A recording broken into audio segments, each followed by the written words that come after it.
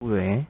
di sakremaပိုင်းနှစ်ပိုင်းပိုင်းထားတယ်ပေါ့အပိုင်းနှစ်ပိုင်းပိုင်းထားဆိုရကျွန်တော်တခုထူးထူးဆန်းဆန်းထပ်ပြီးတော့ပြောပြမယ်ဆိုတာအားလုံးသိပြီးသားဖြစ်မှာပါအဲ့တော့ကျွန်တော်ねပထမဆုံးね type တွေအကြောင်းပြောမယ်ပေါ့ type တွေအကြောင်းပြောမယ်ဆိုလို့ရှိရင်type ဆိုကျွန်တော်ကရှေ့မှာပြောခဲ့တာ string ပြီးရင်ခြာဆိုရလည်းရှိသေးတယ်တရား float ဆိုရလည်းရှိတယ် boolean ဆိုရလည်းရှိသေးတယ်အဲ့ဒါကြီးကတော့ကျွန်တော်နောက်ပိုင်းပြောပြရင်လည်းထပ်ပြီးတော့ကြုံဆိုပြပါမယ်အဲ့တော့အရင်ဆုံးအနေနဲ့ကျွန်တော် type ဆိုတဲ့ function အကြောင်းပြောမယ်ပေါ့ function ဆိုတာတော့ Python မှာအများကြီးပါအရင်ဘေးရင် function တွေလည်းအများကြီးရှိတယ်ဟို active function တွေလုပ်ရှင်လည်း function တွေလုပ်လို့ရတယ်ပေါ့အဲ့တော့အရင်ပြောဖို့ကောင်းပါလေဘေးရင် function တွေတော့အောင်ကိုယ် function တွေတိစောက်ရအောင်အဲ့တော့ type ပေါ့အဲ့တော့ကျွန်တော်က x equal to 2ပေါ့ x equal to 2 x equal to 2ဆိုလို့ရှိရင်x ကတော့2ထွက်တယ်အဲ့တော့ type ဆိုတဲ့ function မှာဒီ y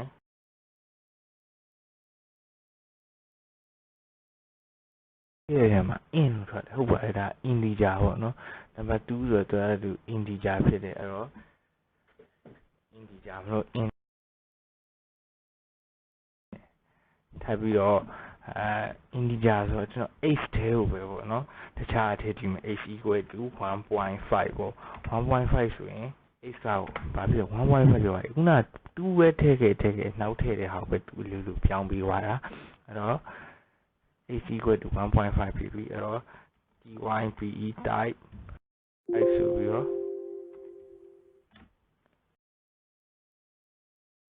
x ကိုပဲပြန်ထုတ်ကြည့်ပါဟုတ်ပါတယ် float ပြောပါပြီ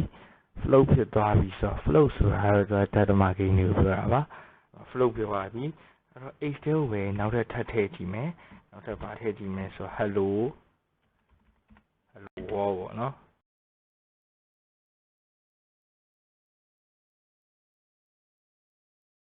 အဲ့ဒါကိုပဲ type နဲ့ပြန်ထုတ်ကြည့်မယ်ပေါ့အဲ့ဒါကိုပဲ type နဲ့ပြန်ထုတ်ကြည့်မယ်ဆိုရင်ဘာဖြစ်မလဲstring ဖြစ်သွားပါပြီ str ဆိုတာ string ဆိုစာကြောင်းတွေပါမယ်စာကြောင်းနဲ့ခဏနဲ့ပြောထား miss လုပ်ထားရတွေပါမယ်ပေါ့အဲ့တော့ variable ပေးတဲ့နေရာမှာကျွန်တော်ခုနပြောခဲ့လို့ပဲအဲ့လိုမျိုး 2a လို့ပါတော့အဲ့လိုမျိုးပေးမရပါဘူး a2 ဆိုရင်အဆင်ပြေပါမယ်အဲ့တော့ဒါကျွန်တော်က type အကြောင်းကြီးပြောတာပေါ့ type ဆိုနောက်တစ်ခုထပ်စမ်းကြည့်မှာပေါ့အဲ့ဒါကstring ဖြစ်နေမလားခြာဖြစ်မလားဆိုတာနည်းနည်းစဉ်းစားစရာပေါ့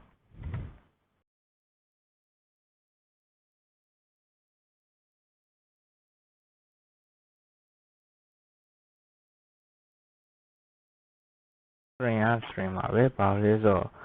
y နဲ့မတူပါဘူးတခြား c++ တို့ဘာလို့မှဆိုရှင်းမှာ variable ကြီးညာဆိုရင်အခြေမှာထည့်ကြီးညာရဲ့ string ဆိုရင် string x int ဆိုရင် int x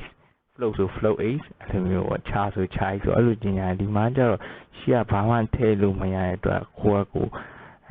ကြီးညာခဲ့ပေါ့အဲ့တော့ကျွန်တော်ဒီဘက်ပိုင်းပြီးပြီ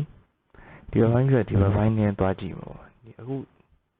နောက်ထပ်တစ်ပိုင်းထပ်ပြောချင်တာ input ပေါ့ကျွန်တော်အခု program တွေကြည့်တယ်တခါလဲ output တွေကောက်ထုတ်နေတော့ဥပမာပြဘယ်လိုပြောမလဲဆိုတော့ 2 + 3 ဆို5ရမယ်လို့ပါတော့အဲ့လိုမျိုးကောက်ထုတ်နေ user စီကကြာ input မတောင်းခဲ့ဘူးအခုကျွန်တော်ပြောမှာ input တောင်းမယ်ဆိုရင်ဘယ်လိုတောင်းမလဲဆိုရင် input ဆိုတဲ့ function တွေတောင်းအခု function ဆိုတာထပ်ပါလာပြီ function ဆိုတာစာလုံးကြီးတစ်လုံးမှာနောက်ကကွင်းစားကွင်းပိတ်တယ်အဲ့ဒါတွေက function လို့ခေါ်ပါတယ်တစ်ခုက float တစ်ခုက integer ဆို float ကြီးထွက်လာပါတယ်အဲ့တော့နှစ်ခုလုံးကို integer ပြောင်းကြည့်မယ်ပေါ့နော်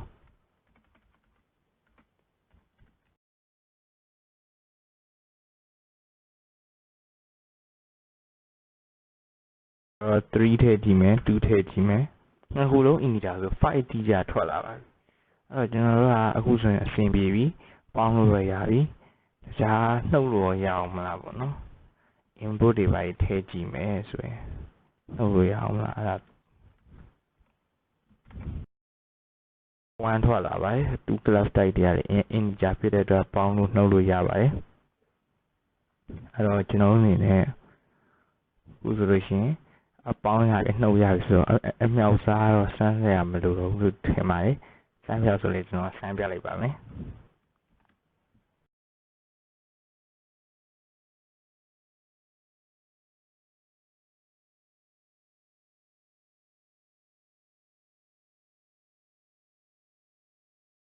အဲ့တော့2 4 ရှိရ